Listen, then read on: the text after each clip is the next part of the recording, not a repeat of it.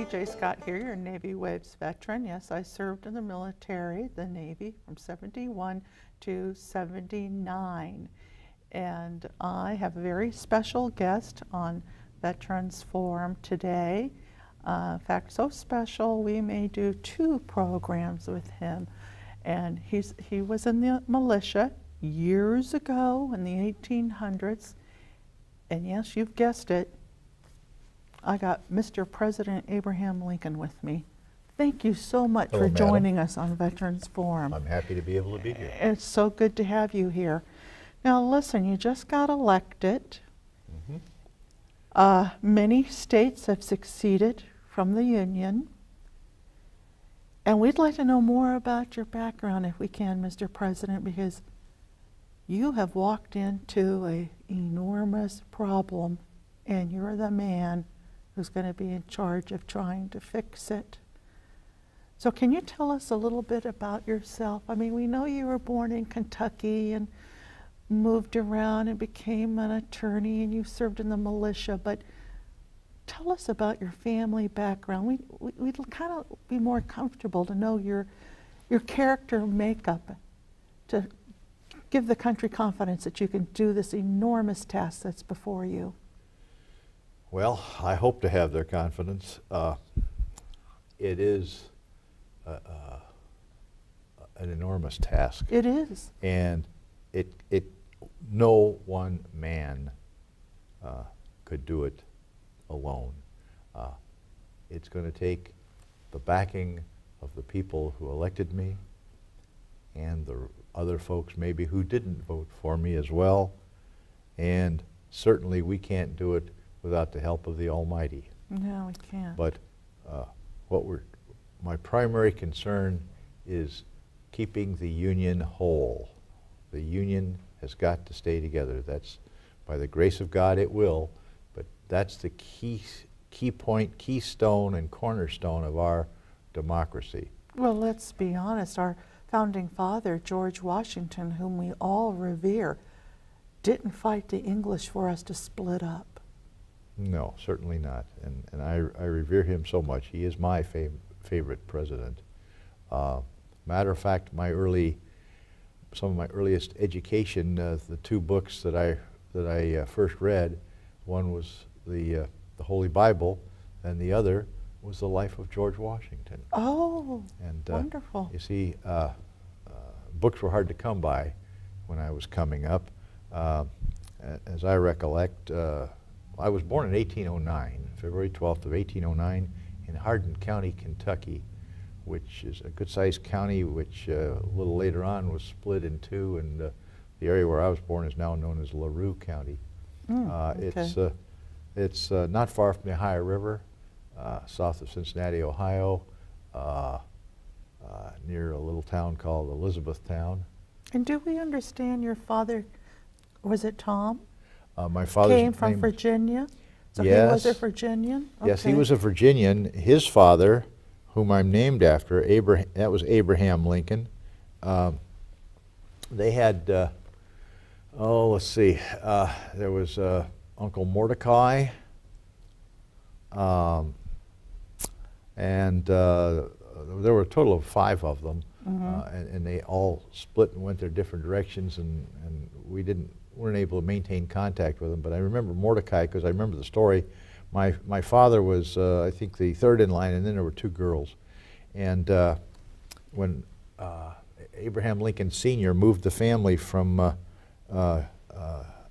Virginia into Kentucky, and one of their earliest friends was a fellow named Daniel Boone. Oh, okay. And they would socialize by getting together around the homesteads and telling stories at the fireplace, and campfires and things. But Abraham Lincoln Sr., or the first, was out clearing a field, and Mordecai and my Uncle Mordecai and my father were out there too.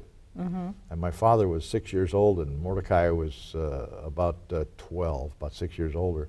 And a couple of Indians came out of the tree line and attacked my grandfather.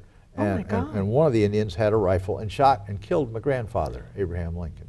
Oh, wow. You saw this? No, I didn't. Uh-huh. My father did, though. He Oh, was 6 okay. years of age. Okay. I And see. so then one of the Indians grabbed my father and and started to run off with him. And had he been successful, you and I would not be having this conversation. No. And so, but Mordecai was able to secure a rifle, and he felled the Indian that was running off with my dad. And so Mordecai saved his younger brother. Well, God bless Mordecai. Yeah. And then my father was a hard-working man, but didn't have much use for written word or education. He just believed in hard work. He was a farmer and he was a cabinet maker. He was a skilled cabinet maker, so he could build a cabin and he could build the wooden furniture for inside the cabin, the bed and chairs and stools and tables and things like that. And so he used to supplement his farming income with his woodworking skills. But it was the extent of his abilities just to be able to scribble his name. Now, did he meet your mother in Kentucky then? Yes, Nancy Hanks Lincoln. He met and married her there, and they had my sister Sarah. I had a sister named Sarah. She's 1 year older than I am, or was, and then me, and then there was another boy that was born, and he was also named Thomas. So it was Sarah, Abraham, and Thomas, named after my father, but he died in infancy. Oh, I'm sorry. So. And Dad was not, Thomas Lincoln, my father, was not very astute when it came to real estate dealings, and there was problems twice in a row on two different places that he had, one where I was born and then one we moved to a year later, so far as ownership and title, the legalities of the land paperwork. He ended up in court over it on the last one and lost. Might I interrupt and say this might have encouraged you for your becoming attorney yourself? I think it was in that's the root part of the root That's quite a cause, hardship to buy property and realize you got. Well, he lost on the first one, but the second one he sold for $300.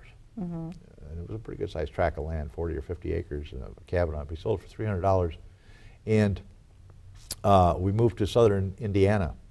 And I was 7 years of age, and we were just there in southern Indiana for less than 2 years. I had just turned 9.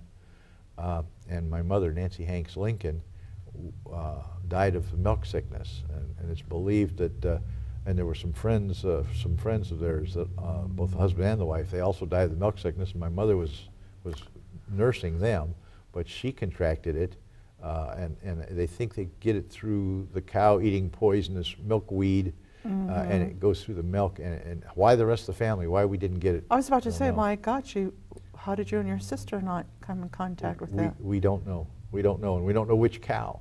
You know, it might have been the neighbor's cow or our cow. Everybody seemed, everybody had one. So we're not sure, but well, how difficult that for left the my dad with.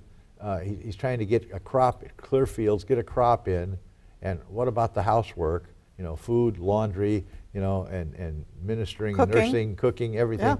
Yeah. So I was 9, Sarah was 11. It was too much for her to handle. And Dad was working me in the fields, but at 9 years of age, I wasn't strong enough yet to be of that much help. Right. More of a gopher. So he left us with our cousins, the Hanks family that had moved out there, left us for a couple of months, and he went back to Elizabethtown, Kentucky, and contacted a lady he knew there, a widow lady named Sarah Bush Johnson. And she had 2 girls and a boy. She'd been widowed. She had her home, which I think was free and clear, and she had a lot of furnishings and a wagon and a team of oxen and a pig and a cow. But she had some debts, and he went back and talked to her about them getting married, and it would be a business arrangement. They knew each other, they liked each other, but there was not the romantic connection. Right. That did come later. Right. But she initially turned him down because she didn't want to saddle him with her debts, but they each had something the other one needed. He needed a housekeeper and a mother for his children, and she needed a male figure, provider, protector. May I And, say, Mr. President, that's really not unusual for our times. People have to survive, and they make those accommodations. yeah, and that's Yes, what they did. Right. And she took me to her heart, and likewise on my part, and she fostered and encouraged my studying.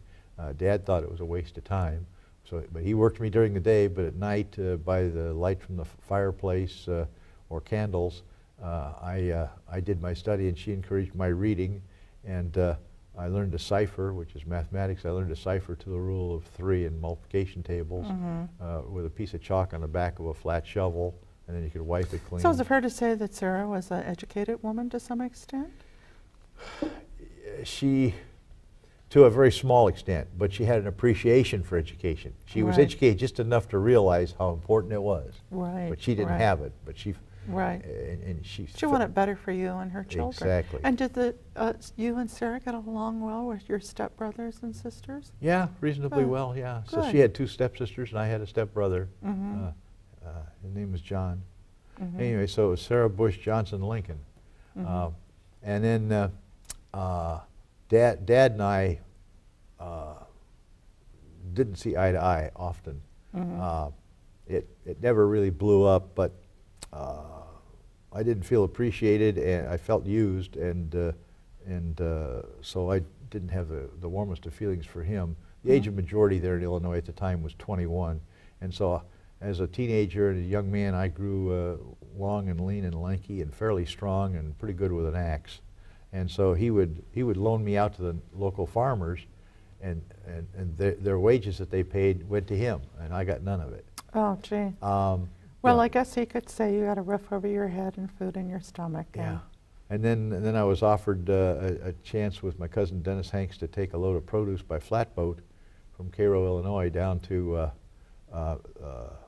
New Orleans and sell the produce there and the boat, and then make our way back. And that's where I first saw slave auctions and men and women in chains. And I was repulsed by that. I'd seen black folks before, and there'd been a little bit of slavery in the areas where I was growing up, but it was, in order to have slaves, you had to be a moneyed population, moneyed people, and my folks and the neighbors, we didn't have money to have slaves, and my father was against slavery, and all the folks that we knew were against slavery, but we Don't you think that may have helped you get elected in the first place? Because you're, while we definitely respect and admire George Washington and all the Virginians that became presidents, they lived a much better life than what I'm hearing you saying. Genteel life, and many of them had slaves. The founding fathers had slaves. They so did. That's why it was not outlawed in the Constitution.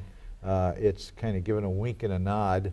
It's there, and we won't mess with the institution. They did shut off the tap. They made it illegal, the slave trade illegal, to import slaves. But once they're here and you can multiply them, that was all right. Let's be honest. It was Andrew Jackson who became president, and like you, the common touch, men of the earth.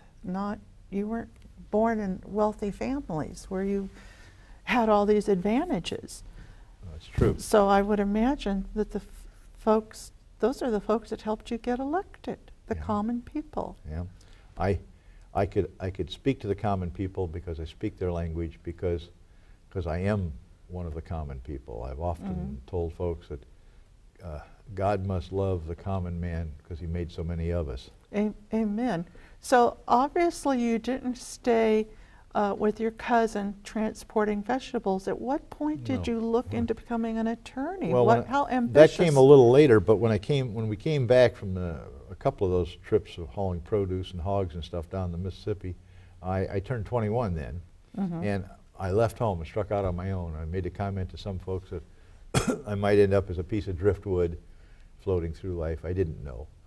But I moved away from where they were there in the very south of Illinois, and they'd moved from Indiana over into Illinois. Dad was always looking, for that new piece of fertile ground and keep moving west.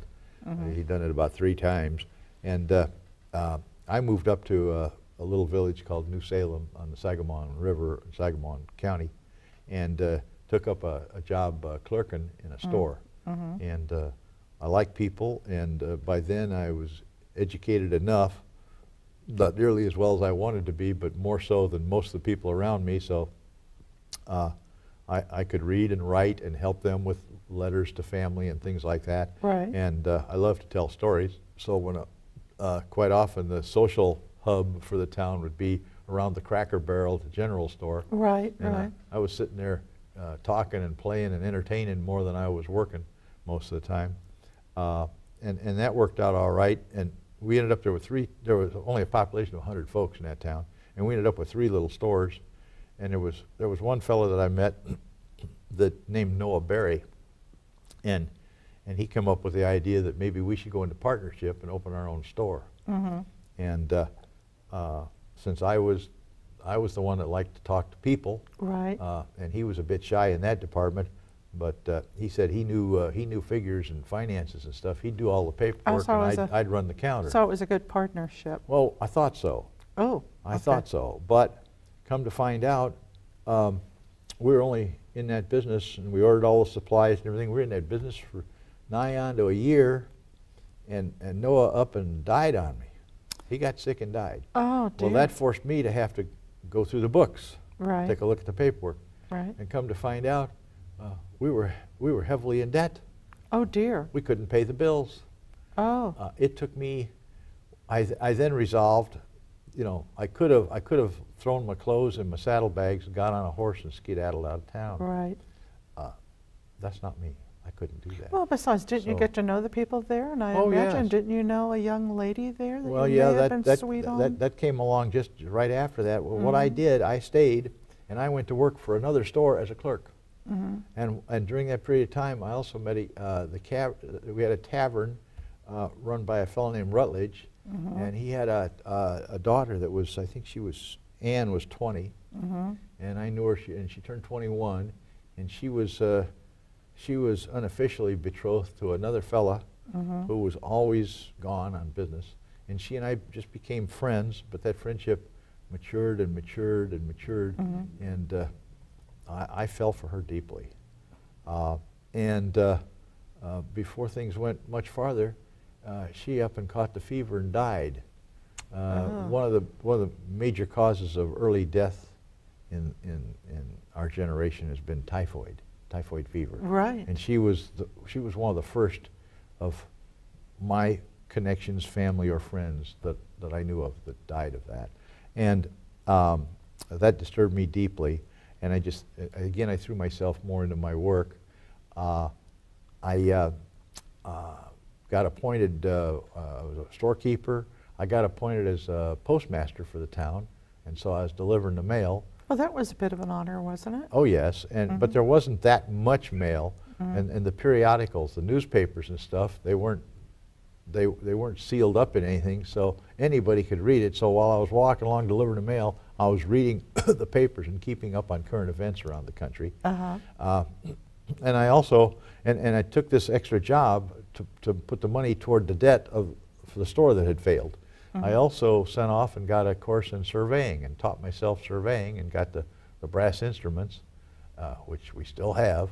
Yes. And I laid out several town plots for towns in southern Illinois. So you're surveying. I was just, you've heard of a place called Mount Rushmore? Yes, I If you have. take a look at that, you've got Washington, Jefferson, Teddy Roosevelt, and me. And you know what we call that pile of rocks? The 3 surveyors and the other guy. Teddy Roosevelt was the only one that was not a surveyor. Yes. All the rest of us were. Right, right. But while I was there at New Salem and doing all these things, there was an attorney there, and I got to be friendly with him, and he said something about that maybe I ought to look into the law. And so he started loaning me books. I started reading the law. In those days, you got to be recognized as an attorney. You had to pass the bar exam. Right. But the rich folks and refined folks back east went to Harvard and Yale and went to law school. Right. We didn't have that out on Right. the frontier in Illinois. Right. So I read the books and challenged the exam and passed it. And became, challenged and passed. Wonderful. well, that was after 3 years of reading the books. Right, right. But and then I moved on up to Springfield. New Salem is just about 25 miles northeast or northwest of Springfield. Mm-hmm. So I mean southeast or southwest. So I went on up north to Springfield, and the day I got there, I went into a store. All I had was a borrowed horse from a friend of mine down in New Salem and my saddlebags with my clothes in them. But I was going to have to find me a room and or furniture or something, bedding. Right. And I went to this store, and it was run by a fellow named Joshua Speed. And I told him that I was looking for a room, and I wanted to buy some furnishings and clothes and things, but I didn't have hardly any money, and I'd like to open an account and do it on credit, and ask him if he knew of a boarding house or a place where I might get a room. And he sized me up, and he says, well, he says, there is a place that I know of. He says, right up these stairs here in this building. He says, I've got a room up there with a big double bed. He says, you could get your stuff from the store here, and you could bunk up there and work it off in trade because you'd been a store clerk. Very convenient, very convenient. So almost he like turned the out hand to be, of God was on you on yeah, that one. Joshua and I have remained friends to this day. Mm-hmm. We became close friends, and we've been friends ever since. Mm-hmm. But I had studied the law and passed the bar exams, and so I went ahead and found a fellow to partner with for a little while, and went into law practice. But then within a few months, I found William Herndon, and we partnered, and it's still Lincoln and Herndon Law Practice. We still maintain the office in Springfield, and when my service to the country is over here in Washington, D.C., for 1 or 2 terms or whatever it takes, we've kept the shingle, and I'm going back to Springfield when it's all over to resume my part of the law practice. Well, to be self-taught, you really are excellent with speech writing. And you caught the nation on fire, the House Divided Will Fall series of articles. Yeah, that speech Didn't was on that the help floor of the Illinois Assembly right there in Springfield in the old State House. I was used to stump speaking to people.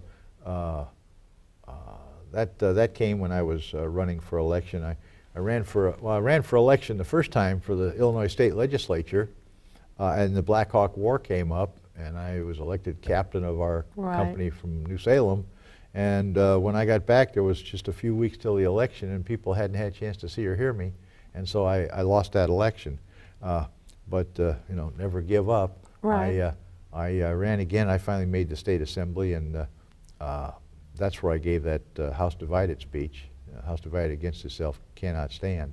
And I was talking about half slave and half free. Yes. I said it would become all of one thing or all of the other. I didn't Right. know which, Right. but I knew it couldn't go on being both. It would be one or the other. Is that biblical? Is that a biblical statement? A house divided? Yeah, I can't remember the exact part of the Bible, but the Bible has been my touchstone for my thinking and obviously Right. my writing. So and it's common sense. Yes, The it Bible's is. got a lot of daily living common sense things in it, and I'm a common man, hopefully with common sense. And very inspired from God Almighty. So, and then I ran for the U.S. House of Representatives. I was a member of the Whig Party. There were the Democrats and the Whigs. And the Whig Party was staunchly abolitionist, and the Democratic Right. Party was pro-slavery. And I ran for the Whig Party with another Whig, and we had it set up where each guy would serve half the term, the 2 top guys. And so the other fellow took the first half, and then I went and took the second half of the term. And it was during the time of the Mexican War, and President Polk was in the White House, and I felt that the Mexican War was wrong, that it was a contrived war on our part with the idea of taking more land from Mexico. You know, they had clear up to Wyoming, California was separate already, but they had, or would become separate right after that war. That's what it was. But so they had California, which was Alta California, and they had New Mexico territory, and that's where Arizona came from, and Nevada and Colorado and those things. Well, I voiced my opinion that you know, everybody believed in this manifest destiny, that it was the destiny of this country to grow to the Pacific Ocean. Right. And come hell or high water, and no matter who gets in the way, the indigenous peoples, governments of other countries would just steamroll right over them and take it. And I said that that was wrong. Yes. Not only was I not popular in political circles in Washington, but my own constituents in Illinois did not agree with my philosophies on that either. Right. So I was a one-term congressman, and then went back home and thought, well, I went back to my law practice. That's what I do. Right. And then in 1858 there was an election for the Senate, a senator from Illinois, and there was one seat open, and the fellow running for it was out of Chicago, and his name was Stephen Douglas. He used to be one of Mary Todd's suitors. Oh. Something else we shared. Okay. Anyway, okay. but I got her. But I ran against Stephen Douglas, and we had 7 debates in 1858 in Illinois, and I was anti-slavery, and he was states' rights, individual choice. Let each territory or each state decide for themselves. The federal government should have no say in the slavery issue, and I said it ought to be done away with and outlawed throughout the whole country. But I was kind of mild in it. I wasn't a radical abolitionist. We had enough of those, like John Brown, but now, for instance. yeah, but now you're elected. We've got southern states that have went their own way. Oh, the minute I was elected, the minute the results came in, and they wouldn't let me go out and campaign for the presidency. Well, Douglas won the Senate, and I didn't. But I gave what really put me in the minds of the people. Not only those debates, but I gave a talk at the Cooper Union Institute in New York City, and that Cooper Union speech got a lot of play in the New York papers and the papers in Philadelphia and Baltimore and Cleveland and Chicago, and so throughout the North I became rather well known because of that speech. Well, and here you are. Mr. President, I want to thank you so much for taking the time to talk with us, and I suspect you're going to be a very busy president until this war comes to an end. May I come back and talk to you at that time? Oh, I'd be glad to be with you, yes. Okay, Thank you. the whole nation wishes you every blessing for this division to come to a swift end. Thank you so much for joining us. Thanks for having me. God bless you. This is P.J. Scott wishing you well, and remember to pray for those who are in harm's way, our troops. God bless you, each and every one.